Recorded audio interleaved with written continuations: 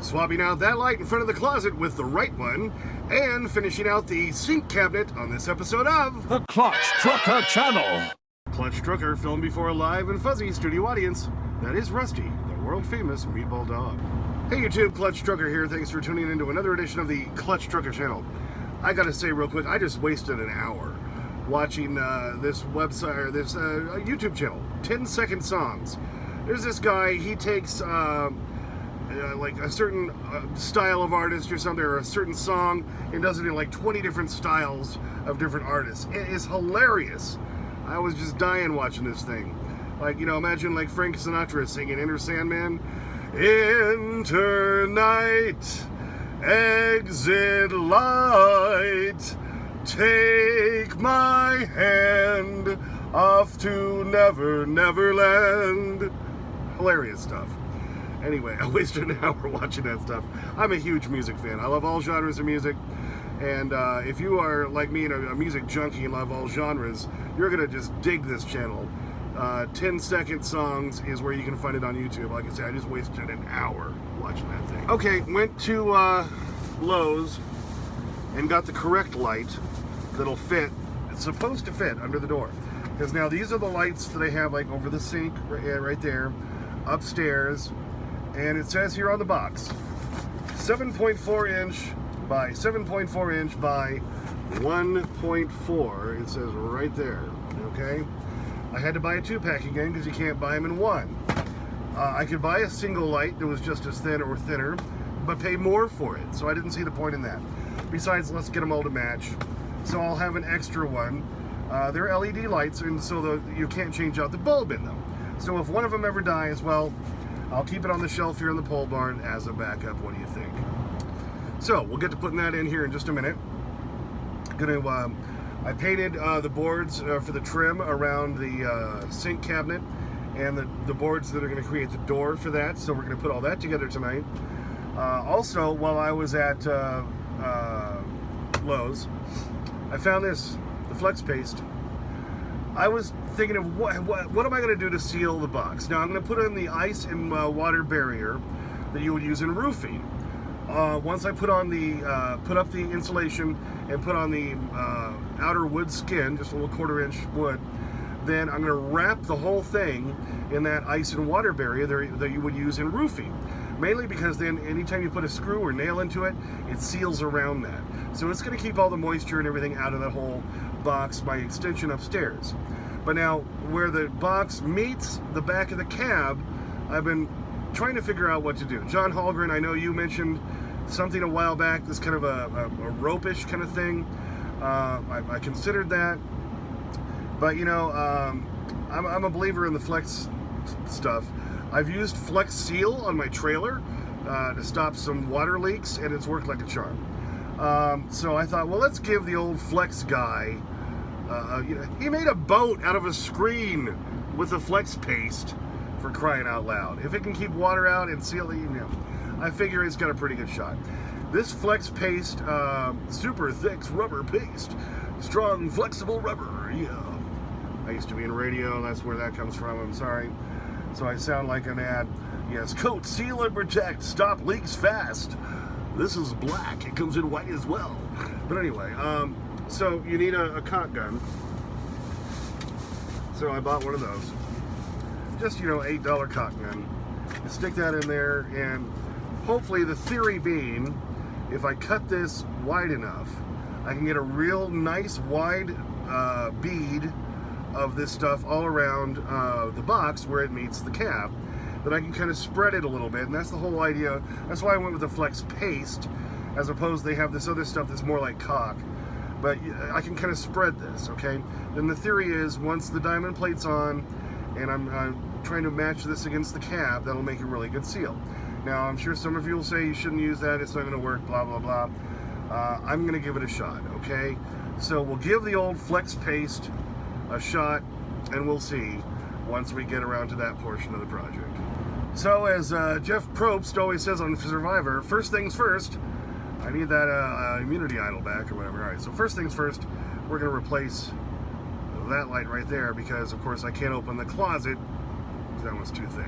So let's go do that. Hush, little baby, don't say a word, and just ignore that sound you heard. It's just the beast under your bed, in your closet, in your head. All right, first thing, turn off the light. And I'm going to turn off the inverter so there's no power going to it of any kind. So that way I can do it. But I got to do it in the dark. So this is what we have the old headlamp for. What do you think? Okay, this one just pulls down. It's, if I can pull it. Oh, there we go. See, it's got a funny little bracket up there and clips. This one was actually much more difficult to put in than a regular one. So I'll pull the wiring down and get it undone, and we'll pull that bracket down. Then we just screw up the new one. Okay, so I've pulled down the old one. And oh, by the way, see that's what I'm using for the housing around the wires to protect it in the box, because people are saying I need those, grommet things. This works just fine. This is the type of stuff that's on the wiring all over the truck, and when it goes around the frames or any type of metal, this keeps the wires from getting chafed. So that'll work just fine. So now we just got to hook up the other light. This one's much easier to deal with. You just have the 3 wires. You got your ground, and you got your hot and your neutral. And you see those little cutouts there for the screws. And all you have to do is take off the lens on this side and turn it, and it pops out. So you can access the screws from underneath. And then there's your LED lights right there. Can't get much easier than that. So I wire it first. Then I put the screws in to the box. Where are the box? There it is. Up there. Okay? And just screw it up from underneath. Simple, easy peasy. Then you put the lens back on. Okay, see, this is why I like this type of light so much better, because you put the wiring back in like I did, so it's all wired up. Then you just put in the screws, okay? On each side. Then you have those wider slots to fit over the screw, then you turn it, then you tighten it down. It's just that easy. Okay, so now the light, for all intents and purposes, is up. Just got to tighten that screw and that screw right there, and we're all done. Okay, now I simply take the lens cover, which also has those little sliding slots, and we stick that back up there. Get one of the slots to line up with that one. We shove it up. Alright, and then we turn. Bada boom, bada bing, bada boop. It's done. Okay, we'll turn the inverter back on. Give it a few seconds to warm up and do its thing. And then we should be able to turn on the switch. And we should have light. You'll see the new light is up and in. All right, now the big question. Will it clear the closet door?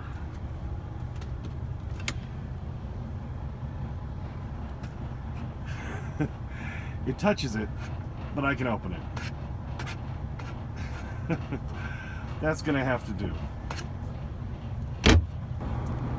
Yeah, it scrapes just a little bit, but I can get the closet door open. So there you go. Closet door is open. So it scrapes a little bit, fine. I could sand down the top of the door if I wanted to, but at this point, I just got to get this whole project done, so I'm going to just have to live with that little bit of scrape for right now. Okay, so that didn't take long. I know that's pretty obnoxious with that light on there. Let me turn that off. So from now on, when I'm doing these videos, I probably won't have to be able to have those lights on, because it just glows into the camera. But there you go. So that new light's up. It's in front of the closet. I can open the closet door. Yeah, it scrapes just a hair. Something I can live with. What do you think? For those of you scoring at home, yeah, my eye is still bad. It's not terrible. It's looking better. I'm feeling better. Doing the drops. But we're trying to move on. All right, speaking of moving on, I'm going to go down and use those little corner bracket things to put the door together. That'll go in front of the sink cabinet, and we'll bring the painted trim pieces up.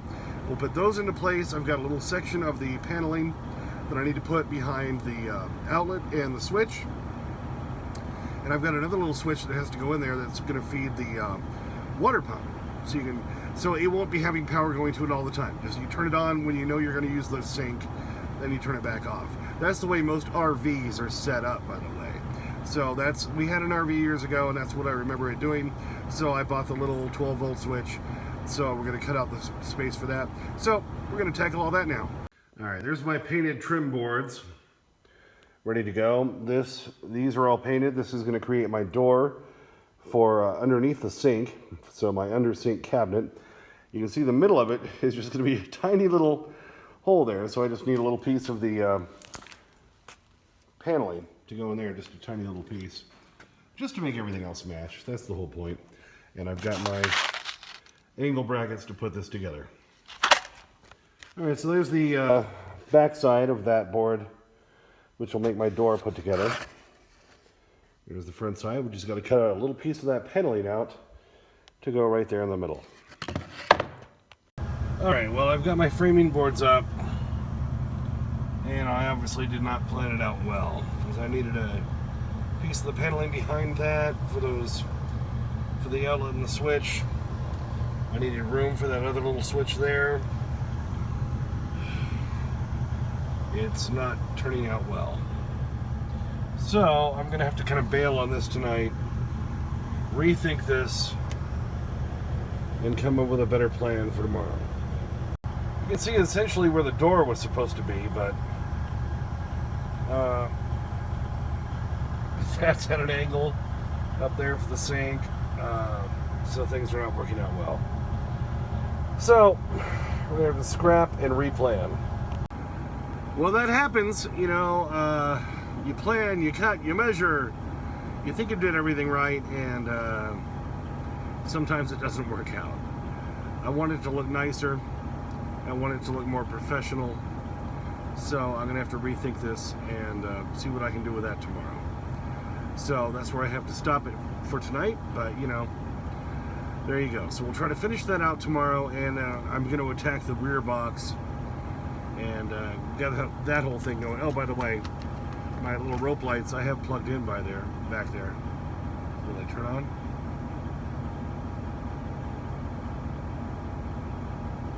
Yeah, they should. Oh, there they go. I'm gonna make a C&T out of those. That'll be pretty cool, right? Disco clutch. All right, well, did some more on the inside because it's supposed to be even warmer the next few days.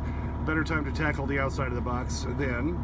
So tried to do some more stuff inside. Why not, right, Rusty? Yeah. The begging strip's coming, all right? Just chill out. Thanks for tuning in. As always, please subscribe. Please like and comment.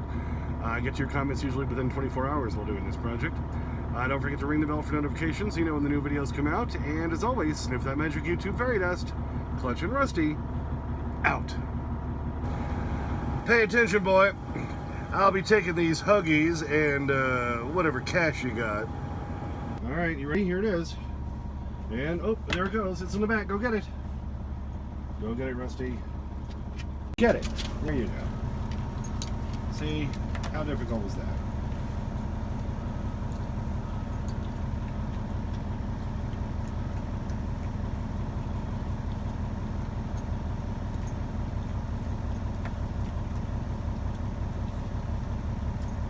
Oh, yes. Good stuff.